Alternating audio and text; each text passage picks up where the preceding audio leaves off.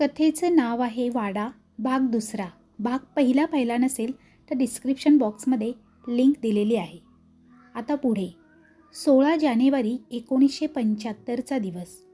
काल रात्रीच्या अनुभवावरून जोशी काकांनी आता या वाड्यात राहायचे नाही हा निर्धार पक्का केला. इथे राहिलो तर जीवाशी गाठ आहे.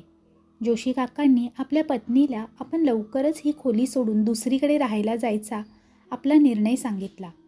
काकू अजूनही चिंतेत पडल्या. आता कुठे जरा भाडे कमी झाले, तोच माझ्या पतीला हे काय सुचलंय. त्यांनी जोशी काकांकडे निरखून पाहिले व म्हणाल्या, तुमची तब्येत बरी दिसत नाही हो, की काल रात्री पत्ते कुटताना जास्त ढोसली. जोशी काकांना शब्द फुटेना. ते मटकन खाली बसले. ऐन थंडीत त्यांना दरदरून घाम फुटलेला. त्यांनी टेबल फॅन सुरू केला व काकूंना समजावू लागले. अवीची आई, इथे न राहण्यातच आपले भले आहे. आता इथली परिस्थिती काही ठीक नाही. 30 वर्ष आपल्या पतीसोबत राहिल्याने त्या एवढे समजून गेलेल्या की आपला नवरा आता चेष्टेच्या मूडमध्ये किंवा दारूच्या नशेत बोलत नाही आहे. त्या पाणी घेऊन आल्या. एक घोट पाणी पिऊन काका म्हणाले, ही गोष्ट कुणाला सांगू नको. या वाड्यात एकतर भुताटकी आहे किंवा अघोरी विद्येचे मंत्रतंत्राचे प्रयोग सुरू आहेत. आपल्या जीवाला धोका आहे असे म्हणून त्यांनी काल रात्रीची घटना विशद केली. काकू पण घाबरल्या. आता अवीचे लग्न करायचे आहे आणि मग सुनेला असल्या भुताखेतांच्या सावलीत कसे आणून ठेवायचे. त्यांनी लागलीच सामान बांधायला सुरुवात केली. जोशी काका दुसरी खोली शोधायला बाहेर पडले. इतक्यात अवी तिथे आला. आईकडून घडलेला प्रकार ऐकून तो खो खो हसू लागला. ये भूत बीत सब झूठ है मेरी माँ. काकू त्याच्या श्रीमुखात भडकावणार होत्या, पण त्यांनी स्वतःला सावरले. इकडे पवार आणि गाडगे मात्र आपल्या निर्णयांवर ठाम होते. त्या आवाजाने माझ्या नादी लागला नाही तर मी काही करणार नाही असे सांगितले असल्याने आपण परत तिकडे जायचे नाही व आपल्या कामाशी काम ठेवायचे असे त्यांनी ठरवले. पण बाईच्या पोटात कुठे काय राहते. जोशी काकू जाऊन पवार आणि गाडगे काकूंना भेटल्या व सर्व कथन केले. आता हा वनवा थोड्याच अवधीत अख्ख्या वाड्याला आग लावणार होता. रात्र झाली. 11 वाजले तरी सर्व खोल्यांमध्ये लाईट सुरूच होते. भयान शांतता. दूर कुठेतरी टिटवी टिवटिव करत होती. तेवढाच आवाज. दक्षिणेकडील अजिंक्य तारा आ वासून बसलेल्या राक्षसासारखा भयान दिसत होता. 12 वाजले. सर्वांच्या हृदयाचे ठोके वाढले. 1-2 सेकंद गेले आणि वाड्यात भयान शांततेचा अंत करणारा करकर असा कोल्हापुरी पायतानाचा आवाज घुमू लागला. सर्वांचे श्वास रोखले गेले. तो आवाज नजीक येऊ लागला. पवार काका आव्या कुठे आहेत याचा शोध घेऊ लागले. पण तो तर शेजारीच उभा होता. म्हणजे ही त्याची चाल नाही तर म्हणजे भूत. पवार काका हादरले. सर्वांची हालत सारखीच झालेली. कोणी हनुमान चालिसा तर कोणी रामरक्षा म्हणू लागले. अखेरीस तो आवाज अगदी स्पष्ट येऊ लागला. सर्वजण दरवाजातून बाहेर पाहू लागले आणि पाहतात तो काय, चिमणराव. अंधारात चिमणराव सारखीच एक आकृती त्या दिशेने येत होती. मध्यम शरीर यष्टी, रुंद खांदे, डौलदार चाल. आव्याने धावत जाऊन दार व खिडकी बंद केली. सर्वजण स्तब्ध झालेले. तासभर कोणीच काही बोलले नाही. नाईलाजाने सर्वजण झोपायचा प्रयत्न करत होते, पण कोणालाच चैन नव्हता. काही तास असेच शांततेत गेले. सर्वजण पवारांच्या खोलीतच झोपले. आता बस झाली. नवीन खोली. हा म्हणता साती घरात ही बातमी पसरली. सर्वजण चिंतित झालेले. आठवडाभर रोज रात्री शांतता झाली की फक्त करकर आवाज करणारी कोल्हापुरी पायताने आणि तो पैलवान सदृश्य आकार सर्वांना सतावत होता. झाले. महिना अखेरपर्यंत गाडगीळ, पवार व जोशी कुटुंबीय आपल्या नवीन घरी जाण्यास सज्ज झाले. जोशी काकूंना घर सोडून जाणे जीवावर आलेले. त्यांनी विश्वंभर भट यांना घरी बोलावले. भट वाड्यात आले व मंत्र म्हणू लागले. या वाड्यात काहीतरी अघटित घडतंय याची त्यांना शंका आली. मी उद्या येतो म्हणून भट ताबडतोब माघारी फिरले. आता तर सर्वांची पाचावर धारण बसली. भूत फारच ताकदवान दिसते अशी चर्चा रंगली. उद्या विश्वंभर भट काहीतरी दैवी उपाय करतील अशी आशा करून सर्वजण शांत झोपी गेले. रात्रीचे 12 वाजले. तोच करकर आवाज, मात्र आज अधिक तीव्र होता. आज तो फाटका आवाज मोठ्याने ओरडत होता. हा माझा वाडा आहे. बघू मला कोण इथून बाहेर काढतोय. तुम्हाला सांगितलेले माझ्या वाटेला जाऊ नका आणि तुम्ही मंत्र तंत्र करताय. भयान शांतता पसरली. सर्वांची दारे बंद आणि बाहेर लाल भडक उजेड दिसू लागला. अव्याने धाडस करून खिडकीच्या फटीतून पाहिले.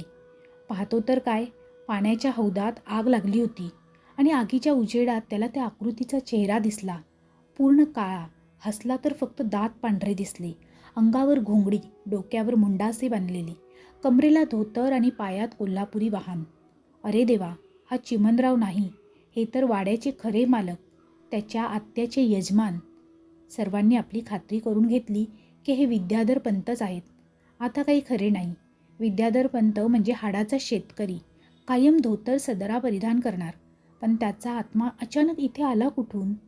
आज हौदाला आग लागली, उद्या आपले घर पेटवले तर? दुसऱ्या दिवशी विश्वंभर भट आले. चिमणरावने लग्न केले नाही. तो वारल्यावर आपला वंश खंडित झाल्याने विद्याधर पंतांचा आत्मा इथे फिरतोय असा तर्क विश्वंभर भट यांनी मांडला. त्यांचे आपल्या स्थावर जंगमावर फार प्रेम होते. मग त्यांनी एक लिंबू कापले. आतून लाल रंगाची धार लागली. सर्व लोक उत्सुकतेने हे पाहत असताना अतिशय गंभीर झाले. मग एक नारळ फोडला. आतून बांगडीचे तुकडे, केसाची रिबीन आणि गुलाल निघाला. आता तर सर्वांची खात्री पटली, इथे भुताटकी आहे. विश्वंभर भट सर्वांना इथून लवकरात लवकर जाण्याचा सल्ला देऊन मार्गस्थ झाले. दक्षिणा घेण्यास सुद्धा नाही थांबले. सर्व भाडेकरूंनी इथून निघण्याचा निर्णय घेतला. पवार, जोशी, गाडगीळ यांनी आधीच नवीन घरे शोधून ठेवलेली. त्यांनी ताबडतोब सामान हरवायला सुरुवात केली. दिनांक 1 फेब्रुवारी 1975चा दिवस. जोशी, गाडगीळ आणि पवार यांचे सामान बांधून झाले. प्रथम जोशी, मग पवार आणि मग गाडगीळ. 3 दिवसात 3 जण खोली सोडून निघून गेले. आता उरले फक्त 4 भाडेकरू. हे चौघे पण घर शोधण्यासाठी बाहेर पडले. कदम, सावंत, पटवर्धन आणि गायकवाड कसेबसे जीव मुठीत धरून जगत होते. रोज रात्री नवीन तमाशा. कधी दारावर टकटक तर कधी काचा फुटू लागल्या. आपण विश्वंभर भटांना बोलावून चुकी केली. विद्याधरपंत रागवले वाटतं. आता तर भाडेकरूंनी रात्री दारे खिडक्या उघडणे बंदच केलेले. रात्री तो पायतानाचा करकर आवाज आणि आगीचा रतीब चालूच होता. येत्या 10 दिवसात सर्व भाडेकरू आपापल्या खोल्या सोडून मार्गस्थ झाले. वाडा सुनासुना झाला. काहीच दिवसात तिथे एक मांजर होती, तिने पण वाडा सोडला. कारण तिथले उंदीर काही खायला नसल्याने निघून गेलेले. महादू स्वयंपाकी चिमणराव निवर्तले, तोच काम सोडून गेलेला.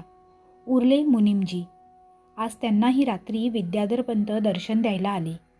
मुनीमजी आपला हिशोब उरकून निघण्याच्या तयारीत होते. रात्रीचे 8 वाजले असतील. इतक्यात विद्याधरपंत त्यांच्यासमोर साक्षात हजर झाले. डोक्याला मुंडासे, अंगावर घोंगडी आणि सदरा व कमरेला धोतर. मोठ्याने हसत साक्षात विद्याधरपंत प्रकटले. मुनीमजींना हसावे की रडावे ते समजत नव्हते. आणि त्यांच्या पाठोपाठ आले विश्वंभर भट. मालकांच्या भूताला चित करण्यासाठी आलेल्या भटाची मालकाने विकेट घेतली की काय? मुनीमजी पूर्णपणे घाबरलेली. आता एक सोडून 2-2 भूते मानगुटावर. त्यांना शब्द फुटेना. इतक्यात विद्याधर पंतांच्या भूताने हसत हसत त्यांच्या खांद्यावर हात ठेवला. मुनीमजी, माझा हिशोब ठेवायला तुमच्या इतका प्रामाणिक माणूस दुसरा कोणी असू शकतो.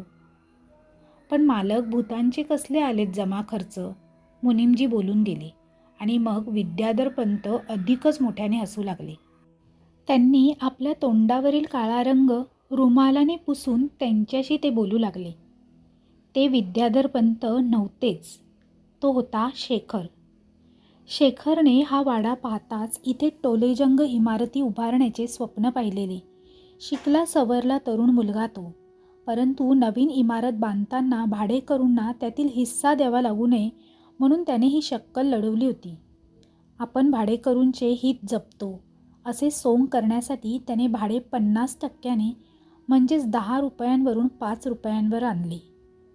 मग चिमणरावच्या खोलीत लपून नवनवे उद्योग करण्यास सुरुवात केली. रात्रीच्या वेळी जमिनीवर नाणी सांडून, प्रसंगी मातीची भांडी फोडून मोठे आवाज करायला सुरुवात केली. त्या खोलीत एक मांजरही त्याने कोंडून ठेवली, जी बंदिस्त आवारात कासावीस होऊन इकडे तिकडे उड्या मारत असे. त्यामुळे सर्वांना वाटत असे या खोलीत भूत आहे. या आवाजांचा व्हायचा तोच परिणाम झाला. जोशी काका आपल्या 2 मित्रांना घेऊन या खोलीची पाहणी करायला आले. तोच शेखरने टेप रेकॉर्डरवर भेसूर आवाजात रेकॉर्ड केलेली धमकी प्ले केली. ती ऐकून व जमिनीवर पसरलेले भानामती मंत्रतंत्राचे सामान पाहून तपासणी करण्यासाठी आलेली त्रिमूर्ती घाबरली.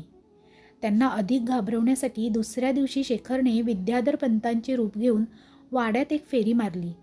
सर्व लोक घाबरलेले असल्याने आपल्या जवळ येऊन खरे खोटे करण्याची शक्यताच नव्हती. दुसऱ्या दिवशी वाड्यात आलेल्या विश्वंभर भटांना इथे काहीतरी काळेबेर आहे याची जाणीव झालेली. शेखरने त्यांच्या घरी जाऊन त्यांना भरभक्कम पैसा देऊन आपल्या बाजूने करून घेतले होते. इथल्या भुताटकीचा काहीही इलाज होऊ शकत नाही असे सर्वांना सांगण्यास त्याने सांगितले होते. चाकूला पोटॅशियम परमॅग्नेट लावून लिंबू कापल्याने आतून लाल रंगाचा द्रव निघू लागला. कुठल्याही नारळाला शेंडीच्या खाली 3 डोळे असतात. त्यातील एक डोळा नाजूक असतो जो टोकदार वस्तूने फोडून आतील पाणी काढता येते. मग बांगडीचे तुकडे, गुलाल आणि छोट्या छोट्या वस्तू आतमध्ये टाकता येतात.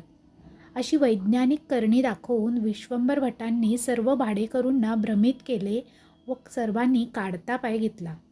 आता भाडेकरूंना अधिक घाबरवण्याची गरज होती. म्हणूनच हौदातील पाण्यात फॉस्फरयुक्त केमिकल टाकून रात्री 12 वाजता शेखरने आग लावून दिली. पाण्यात आग लागते म्हणल्यावर हे खरोखरच भूत आहे असे भाडेकरूंचा विश्वास पक्का झाला. एक एक करून सर्वजण वाडा सोडून जाण्याच्या मागे लागले. गाडगीळ, जोशी व पवार सुरुवातीलाच निघून गेले होते. उरलेल्यांना घाबरवण्यासाठी शेखरने त्यांच्या घराच्या काचा फोडणे, दारावर टकटक वाजवणे अशी कामे करून त्यांना बाहेरचा रस्ता दाखवला. भाडेकरू भुताटकीला घाबरून वाडा सोडून गेले. पण शेखर मात्र मालक म्हणून दुनियेच्या नजरेत चांगला बनून राहिला. कारण त्याने भाडं 50% कमी केलं होतं. समाप्त. तर मित्रमैत्रिणींनो, आजची ही कथा तुम्हाला कशी वाटली हे कमेंट बॉक्समध्ये कमेंट करून नक्की कळवा. तसेच कथा आवडली असेल तर तुमच्या जास्तीत जास्त मित्रपरिवारासोबत शेअर करायला विसरू नका. चॅनेल आवडला असेल तर चॅनेलला सबस्क्राईब करा, लाईक करा आणि शेअर करा. तसेच बेल आयकॉनवर ऑलवर सेट करा जेणेकरून तुम्हाला नवनवीन व्हिडिओचे नोटिफिकेशन लगेचच मिळतील. पुन्हा भेटूया अशीच एक नवीन कथा घेऊन. तोपर्यंत सर्वांना धन्यवाद. Bye bye.